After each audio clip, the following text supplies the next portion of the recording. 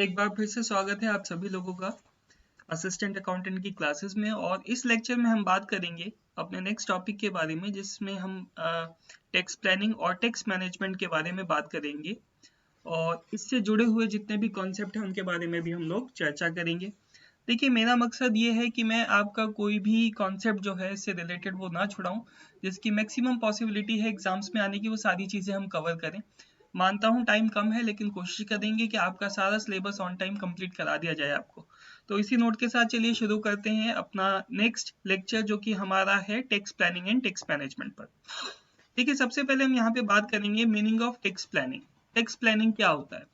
सबसे पहले layman language, एक आम आदमी की भाषा में अगर मैं बात करूं, टैक्स प्लानिंग टैक्स को मैनेज करना, टैक्स को प्लान करना कि किस तरीके से टैक्स बचाया जा सके, लेकिन कैसे? इस तरीके से कि आप जो है वो एक लीगल वे में अपने टैक्स को प्लान कर सको, टैक्स को बचा सको। जैसे कि कुछ सरकार के द्वारा टाइम टू टाइम जो होती हैं वो हमारी कई सारी स्कीम्स आती हैं जिसमें कि डिडक्शन की जाती हैं, जैसे कि केवीपी, किसान विकास पत्र। आपको केवीपी खरीदने पर कुछ डिडक्शन मिलती है, 80C के अंडर आपको कुछ डिडक्शंस दी जाती हैं। सेम ये कुछ वेज होती हैं जिसके जरिए आप अपना जो है टैक्स को मैनेज कर सकते हो, टैक्स को जो है वो सेव कर सकते हो।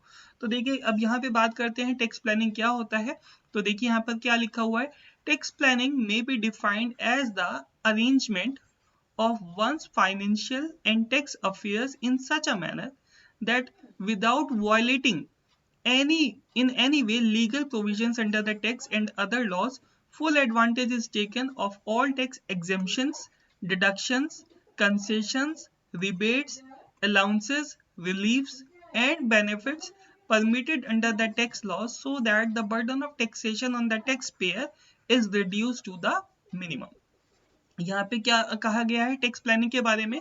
टैक्स प्लानिंग क्या है? It is a kind of arrangement. Arrangement किस चीज का?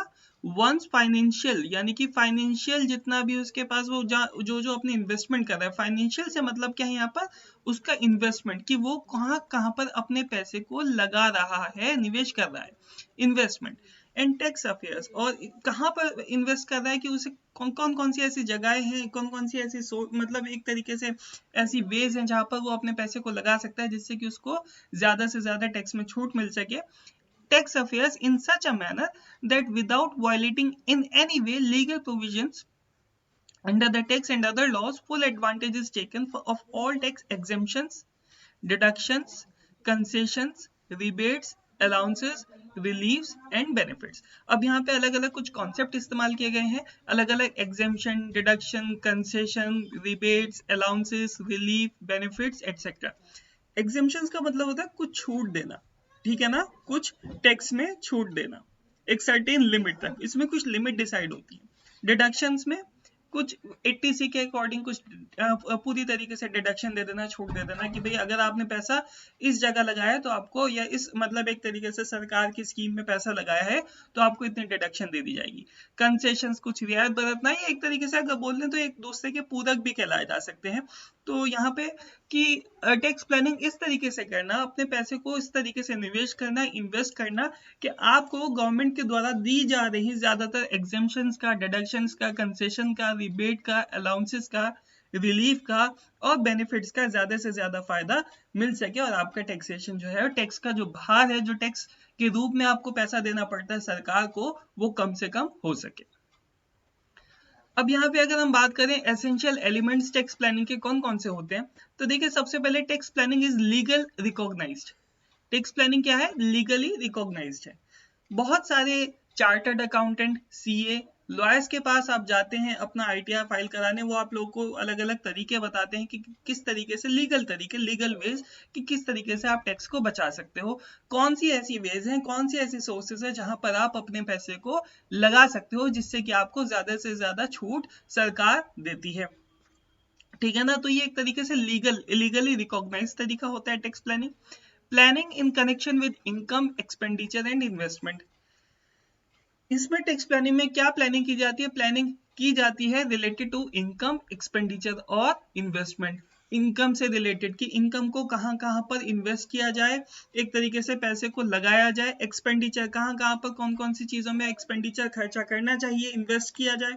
तो planning is in connection with income, expenditure and investment. Tax planning कैसी होती है? Is a moral, tax planning is moral. यहाँ पर हम ये ध्यान रखते हैं कि जो भी टैक्स प्लानिंग में तौर तरीके अपनाए जा रहे हैं टैक्स को बचाने के लिए, वो मॉरली सेटिस्फाइड हों और एक तरीके से उसमें जो है कोई भी लॉ का जो है वायलेशन ना कर रहे हों।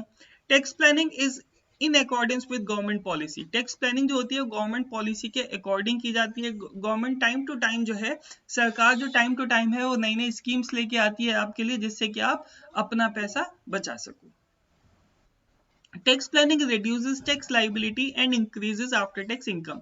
टैक्स प्लानिंग जो है किसी भी इंसान की टैक्स लाइबिलिटी को कम करता है और इसके साथ साथ आफ्टर टैक्स इनकम किसी भी इंसान की बढ़ाता है। टैक्स प्लानिंग क्या है? Tax planning is a continuous process. Tax planning क्या है? Is a continuous process. Continuous process होता है यहाँ पर लगातार जो आपकी इनकम होती है उसके साथ साथ आप पैसे को ऐसी जगह पर लगाते हो, ऐसी एक तरीके से प्लेसेस पर इन्वेस्ट करते हो, सोर्सेज में इन्वेस्ट करते हो जहां से आपको ज्यादा से ज्यादा छूट जो है वो मिल सके। टेक्स्ट प्लानिंग क्या है? Text planning is scientific in nature है। साइंटिफिक यहाँ पर बहुत सारे टूल्स, मैथमेटिक्स जैसे वो इस्तेमाल किया जाता है ये देखने के लिए कि आपको कौन से स्कीम में निवेश करने के बाद कितनी स्कीम से कितना टैक्स आपको बच सकता है। तो उस सेंस में अगर हम बोलें तो टैक्स प्लानिंग क्या है? It is a kind of like scientific process जिसमें कि हम मैथ्स के कई सारे टूल्स इस्तेमाल करते हैं पता लगाने के लिए कि whether we are in the profitable situation और नॉट, कि क्या हमें प्रॉफिट कुछ ना कुछ लाभ हो रहा है, क्या हम कुछ लाभ अर्जित कर पा रहे हैं या नहीं कर पा रहे हैं। अब objectives of tax planning, tax planning के क्या क्या ऑब्जेक्टिव्स होते हैं? सबसे पहले टैक्स लाइबिलिटी को कम करना, मिनिमाइजेशन ऑफ लिटिगेशन, ठीक है ना। मिनिमाइजेशन ऑफ लिटिगेशन, लिटिगेशन में हम कोशिश करते हैं कि लिटिगेशन को कम से कम किया जा सके, ठीक है ना। प्रोडक्टिव इन्वेस्टमेंट, इन्वेस्टमेंट ऐसी जगह कर सके जहां पे हम एक भरपूर मात्रा में प्रॉफिट भी कमा सके और इसके साथ साथ जो अपने टैक्स लाइबिलिटी को कम भी कर सके। हेल्दी ग्रोथ ऑफ इकोनॉमी, और हम इस तरीके से अपने पैसे को लगाते हैं जिससे कि हमारे देश का विकास भी हो सके और हमारे देश की अर्थव्यवस्था भी स्टेबल बनी रहे। अब टाइप्स ऑफ टैक्स प्लानिंग में अगर हम बात करें तो कई तरीके की टैक्स प्लानिंग की जाती है। एक शॉर्ट टर्म टैक्स प्लानिंग जिसमें हम केवल बात करते हैं अपने प्रीवियस ईयर से रिलेटेड कि प्रीवियस ईयर में पैसे को किस तरीके से निवेश या इन्वेस्ट करना चाहिए जिससे कि हमें ज्यादा से ज्यादा छूट टैक्स में मिल सके।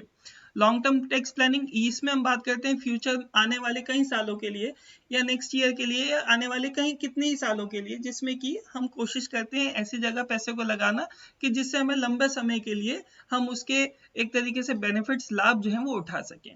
Investment tax planning, investment tax planning इस तरीके से अलग अलग जगह पर इन्वेस्ट करना जहां से ना केवल आपको ज्यादा से ज्यादा रिटर्न प्राप्त हो बल्कि आपका जो टैक्स लाइबिलिटी है वो भी हमारा कम हो। उसके बाद ऑर्गेनाइजेशनल टैक्स प्लानिंग, यहाँ पर कभी कभी टैक्स प्लानिंग, टैक्स को बचाने के लिए हम क्या करते हैं अलग अलग तरीके के बिजनेस में, जैसे कि अलग अलग तरीके के बिजनेस में इन्वेस्ट करते हैं, अलग अलग बिजनेस अपनाते हैं, बिजनेस खोलते हैं। जैसे बिजनेस होता है सोल प्रोप्राइटरशिप, पार्टनरशिप, कंपनी खोल ली या कोई ज्वाइंट बिजनेस कर लिया, कुछ भी कर लिया, तो हम ये देखते हैं कि किस तरीके के बिजनेस से हमें कितना लाभ या कितना टैक्स हमारा बच सकता है और कितना लाभ हम कमा सकते हैं। तो उस तरीके से हम क्या करते हैं ऑर्गेनाइजेशनल टैक्स प्लानिंग करते हैं कि किस तरीके की ऑर्गेनाइजेशन में हमें अपने पैसे को लगाना चाहिए जिससे कि हम ज्यादा से ज्यादा लाभ कमा सकें और कम से कम अपने टैक्स लाइबिलिटी को कम कर सकें। इसके बाद आती है एस्टेट टैक्स प्लानिंग।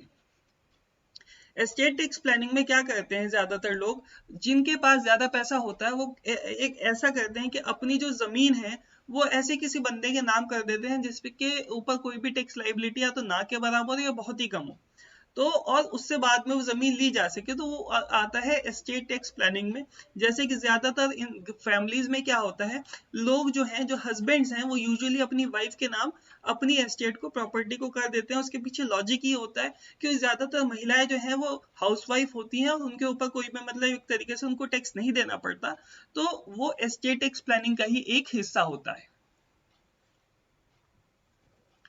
अब बात करते हैं टैक्स अवॉइडेंस, नेक्स्ट कॉन्सेप्ट के बारे में। टैक्स अवॉइडेंस क्या होता है? देखिए, tax avoidance is a technique by which incomes, expenditure, investment of an assessee are so arranged that without violating tax laws, his tax liability is reduced to the minimum by taking advantage of the loopholes or lacunas of tax law. Tax avoidance क्या होता है? Is a technique, एक तरीके की technique होती है जिससे income, expenditure और इन्वेस्टमेंट इस तरीके से किए जाते हैं एसएससी के द्वारा कि वो बिना टैक्स की लॉज को वायलेट किए हुए अपने टैक्स को बचा सके। It is a technique of so arranging one's commercial affairs that charge of tax is distributed। ये एक तरीके की एक उस तरीके की टेक्निक होती है जिसमें हम अपने कॉमर्शियल अफेयर्स को, अपने बिजनेस के जितने भी हमारी ट्रांजैक्शंस हैं उनको इस तरीके से मैनेज करते हैं कि जो टैक्स है वो बराबर तरीके से बांटा जा सके, डिस्ट्रीब्यूट किया जा सके, या फिर कम से कम हम उस टैक्स को, जो भी हमारा टैक्स का भार है वो कम से कम उसको हम कर सकें। It is not illegal and has not prohibited. A taxpayer may resort to a device to divert the income before it accrues to him. It is not illegal, ये illegal नहीं होता और ना ही prohibited होता है। एक टैक्स पेयर जो है वो एक तरीके से अलग अलग तरीके वेज अपनाता है, लॉज को ध्यान में रखकर, लॉज को वायलेट करके नहीं, लॉज को ध्यान में रखकर कैसे कौन से कानूनी तरीके हैं जिससे कि हमारा टैक्स जो है वो कम से कम हो सके। Effectiveness of the device depends not upon the consideration of morality but on the operation of the Income Tax Act। जो डिवाइस से मतलब यहाँ पे कोई मशीन वगैरह से नहीं है, वेज के बारे में बात करें कि ऐसे कौन से तरीके हैं जिससे कि हम टैक्स को कम कर सके कानूनी दायरे में रहकर।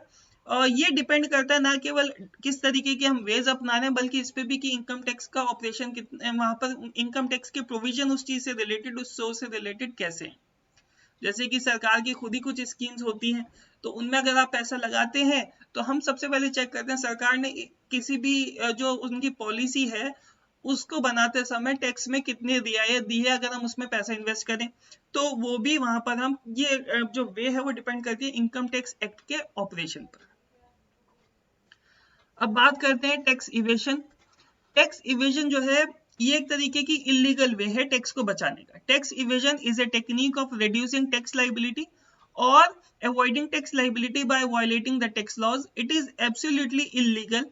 An assessee who is guilty of tax evasion may be punished by way of penalty or prosecution।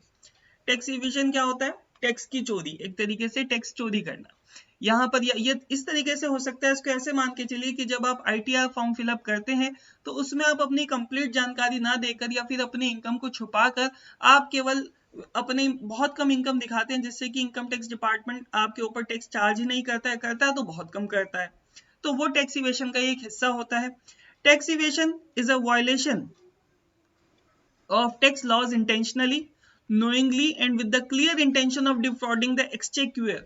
एक तरीके से क्या होता है यहाँ पे, टैक्स इवेशन क्या है? वायलेशन ऑफ टैक्स लॉज है जो कि जानबूझकर किया जाता है किसी भी बंदे के द्वारा, जिससे कि इनकम टैक्स डिपार्टमेंट को धोखा दिया जा सके और अपने टैक्स में हम छूट प्राप्त कर सकें। टैक्स इवेशन क्या है? It is a kind of punishable crime. ये पनिशेबल क्राइम है, इसमें सजा का प्रावधान है। अगर आप कोई भी इस तरीके से टैक्स की चोरी करते हो तो उसमें आपको जेल भी हो सकती है। अब बात आती है हमारी टैक्स मैनेजमेंट की। तो टैक्स मैनेजमेंट भी टैक्स को मैनेज करना, इस तरीके से पैसे को अलग अलग जगह पर लगाना, अलग अलग सोर्सेज में लगाना, जिससे कि आपको ज्यादा से ज्यादा छूट प्राप्त हो सके। Tax management is such a suitable and timely management of financial operations by which all legal formalities and statutory requirement for availing various deductions, rebates, reliefs and incentives as given in tax laws are complied after careful and deep study of tax laws and thus escape from penalties and prosecutions। Tax management क्या है? एक suitable और timely management है financial operations का, जिसमें सारी की सारी लीगल फॉर्मेलिटीज और कानूनी रिक्वायरमेंट जो है वो डिडक्शंस को पाने के लिए, रिबेट्स को, छूट को पाने के लिए, रिलीफ्स और इंसेंटिव्स को पाने के लिए वो कंप्लाइड की जाती है, उनको फॉलो किया जाता है। और एक बार इनको कंप्लाइड प्रॉपर तरीके से फॉलो करने के बाद जो है, इन डीप स्टडी जो टैक्स लॉज की करने के बाद पेनल्टीज और प्रोसिक्यूशन से जिसके द्वारा बचा जा सकता है, तो उसको हम बोलते हैं अपना क्या? टैक्स मैनेजमेंट बोलते हैं। बात आई समझ में? तो देखिए अब इसमें से MCQ 3 में से ये एक MCQ ज्यादा से ज्यादा बन सकता है, लेकिन मैं नहीं चाहता, इसलिए मैंने बताया tax planning, tax avoidance, tax evasion और टैक्स मैनेजमेंट, ये चार कॉन्सेप्ट पढ़े। इसमें से कौन सा इलीगल है, कौन सा पनिशेबल ऑफेंस है? तो अगर ये MCQ केवल यही बन सकता है, और इसमें इसका सही आंसर क्या हो जाएगा हमारा? Tax evasion is the punishable offence, और वो इलीगल होता है इन नेचर। तो ये था मेरा तीसरा लेक्चर इनकम टैक्स का। I hope you like it. अगर अच्छा लगे तो यार लाइक, सब्सक्राइब और शेयर कर देना। तो UK SSC की मैं ज्यादा से ज्यादा कंटिन्यूअस बेसिस पे आपके लिए लेक्चर्स लाता रहूंगा, और आप इस वीडियो को देखें, शेयर करें और दूसरों को, इस वीडियो को शेयर करने के साथ साथ दूसरों का भी भला करें, ठीक है ना, तो जिससे कि उनकी भी तैयारी प्रॉपर तरीके से हो सके। तो अभी के लिए धन्यवाद, थैंक यू।